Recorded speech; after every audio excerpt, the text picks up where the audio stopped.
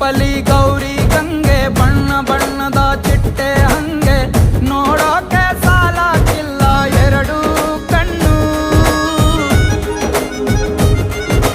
ಗಂಡು ಹೈಕಳು ಬೆಪ್ಪಾಗವ್ರೆ ಬೆರಗು ಕಣ್ಣಲ್ಲಿ ನೋಡ್ತಾ ಅವ್ರೆ ದಾವಣಿಲೆ ಬೀಸುತ್ತಾರೆ ಹೆಣ್ಣೈಕಳು.